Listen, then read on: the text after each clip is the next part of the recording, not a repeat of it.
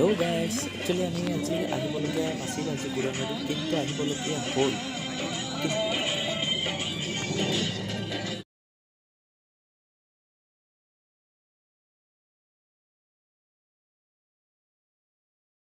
যাবলগীয়া হ'ল বুৰৈ নদীত পিকনিক খাব। একচুৱেলি সৰু সুৰা পিকনিক, 31 কাইলৈহে, কিন্তু পিকনিক খাবলৈ যাবলগীয়া হ'ল। কিন্তু বহুত ভাল লাগিলে উইথ গাহৰি মাংস খাই।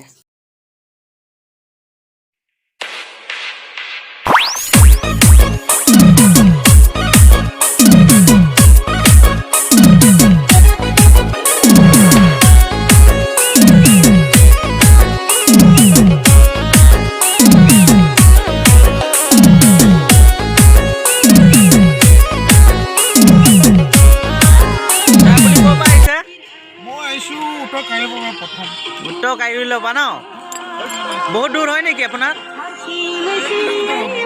ঠিক।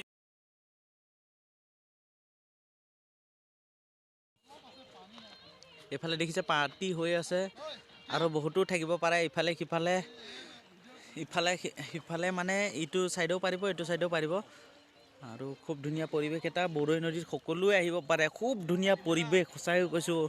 আমি ইয়াৰ ওচৰৰে হয়, বেছি দূৰৰ নহয়, কিন্তু খুব ধুনীয়া এটা পৰিৱেশ। আপোনালোকে আহিব পাৰে।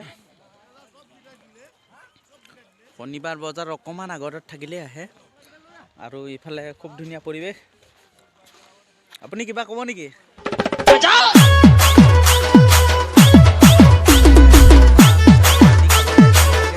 খুব ধুনীয়া এটা পৰিৱেশ, আপোনালোকে আহিব পাৰে। নতুন 31, আজি 30 দিনৰ লাষ্ট পাৰ্টি হিচাপে আমি খাবলৈ আহিলোঁ ওচৰতে। খুব ধুনীয়া পৰিৱেশ সঁচাই, আপোনালোকে ভাবিব পাৰে আৰু আহিব পাৰে।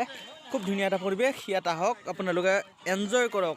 নতুন 2022 পাৰ্টিটো এটলিষ্ট এনজয় কৰক। ধন্যবাদ।